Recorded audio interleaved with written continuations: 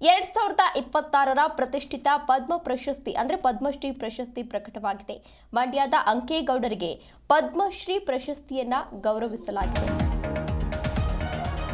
2026ರ ಪ್ರತಿಷ್ಠಿತ ಪದ್ಮಶ್ರೀ ಪ್ರಶಸ್ತಿ ಪ್ರಕಟ ಮಾಡಲಾಗಿದೆ. ಮಂಡ್ಯದ ಅಂಕೇಗೌಡರಿಗೆ ಪದ್ಮಶ್ರೀ ಗೌರವವನ್ನ ಸಲ್ಲಿಸಲಾಗಿದೆ. ಸಾಹಿತ್ಯ ಮತ್ತು ಶಿಕ್ಷಣ ಕ್ಷೇತ್ರದ ಸಾಧನೆಗಾಗಿ ಈ ಪ್ರಶಸ್ತಿಯನ್ನ ನೀಡಲಾಗಿದೆ.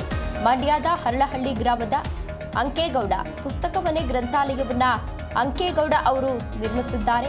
ಕನ್ನಡಿಗ ಅಂಕೇಗೌಡರಿಗೆ ಇದೀಗ ಪದ್ಮಶ್ರೀ ಪ್ರಶಸ್ತಿಯನ್ನ ನೀಡಲಾಗಿದೆ. ಕನ್ನಡ ಜ್ಞಾನ ದಾಸೋಹಿ ಪುಸ್ತಕ ಭಂಡಾರವನ್ನು ಸೃಷ್ಟಿಸಿದ ಮಂಡ್ಯ ಜಿಲ್ಲೆಯ ಅಂಕೇಗೌಡ ಅವರು ಈ ಬಾರಿ ಪದ್ಮಶ್ರೀ ಪ್ರಶಸ್ತಿಗೆ ಭಾಜನರಾಗಿದ್ದಾರೆ. ಸಾಹಿತ್ಯ ಮತ್ತು ಶಿಕ್ಷಣ ಕ್ಷೇತ್ರದಲ್ಲಿ 2026ನೇ ಸಾಲಿನ ಪದ್ಮಶ್ರೀ ಪ್ರಶಸ್ತಿಯನ್ನ ಘೋಷಣೆಯನ್ನ ಮಾಡಲಾಗಿದೆ. ಇದೀಗ ಮಂಡ್ಯ ಜಿಲ್ಲೆಯ ಪಾಂಡವಪುರ ತಾಲೂಕಿನ ಚಿನಕುಳ್ಳಿ ಗ್ರಾಮದ ಅಂಕೇಗೌಡರು ದೊಡ್ಡ ಜ್ಞಾನ ಭಂಡಾರವನ್ನೇ ಸೃಷ್ಟಿಸಿದ್ದಾರೆ. ಪಾಂಡವಪುರದಿಂದ ಕೇವಲ 1 ಕಿಲೋಮೀಟರ್ ದೂರದ ಹರಳಹಳ್ಳಿಯಲ್ಲಿ ಪುಸ್ತಕದ ಮನೆಯನ್ನ ನಿರ್ಮಾಣ ಮಾಡಿದ್ದು, ಇಲ್ಲಿ ಲಕ್ಷಾನುಗಟ್ಟಲೆ ಪುಸ್ತಕಗಳ ಸಂಗ್ರಹವಿದೆ. ಒಂದೊಂದೇ ಪುಸ್ತಕ ಸಂಗ್ರಹವನ್ನ ಮಾಡುತ್ತಾ ದೊಡ್ಡ ಸಂಗ್ರಹಾಲಯವನ್ನೇ ಈಗಾಗಲೇ ತೆರೆದಿದ್ದಾರೆ. ಇಲ್ಲಿಗೆ ಯಾರೇ ಬಂದರೂ ಕೂಡ ಓದಬಹುದು. ಯಾವುದೇ ವಿಷಯದ ಬಗ್ಗೆ ಕೇಳಿದರೂ ಕೂಡ ಆ ವಿಷಯದ ಬಗ್ಗೆ ಪುಸ್ತಕಗಳನ್ನು ನೋಡಬಹುದು, ಜೊತೆಗೆ ಓದಬಹುದು. ವಿಶ್ವದ ಎಲ್ಲ ಪ್ರಮುಖ ಗ್ರಂಥಗಳು ಒಂದೇ ಸೂರಿನಡಿ ಓದಲು ಸಿಗುವುದು ಈ ಪುಸ್ತಕ ಮನೆಯ ವಿಶೇಷ ಕೂಡ ಆಗಿದೆ. ಇದೇ ವಿಚಾರಕ್ಕೆ ಸಂಬಂಧಪಟ್ಟಂತೆ ಹೆಚ್ಚಿನ ಡೀಟೇಲ್ಸ್ ಅನ್ನು ನೀಡಿದ್ದಾರೆ ನಮ್ಮ ಪ್ರತಿನಿಧಿ ಲಾರಾ ಪ್ರಸನ್ನ. ಪ್ರಸನ್ನ, ಇವರು ಏನೆಲ್ಲ ಸಾಧನೆ ಮಾಡಿದ್ದಾರೆ, ಇವರ ಹಿನ್ನೆಲೆ ಏನು?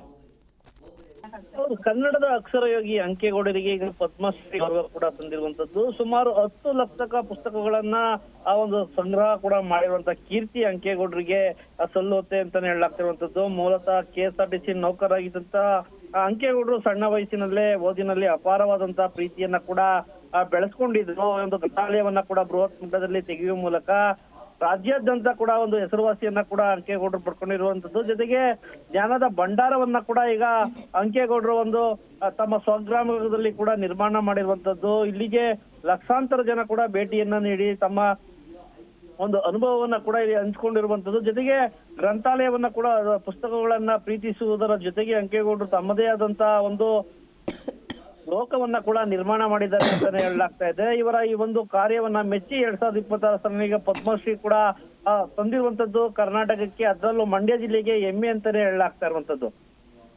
ಓಕೆ, ಧನ್ಯವಾದ ಪ್ರಸನ್ನ ತಮ್ಮೆಲ್ಲ ಡೀಟೇಲ್ಸ್ಗಾಗಿ.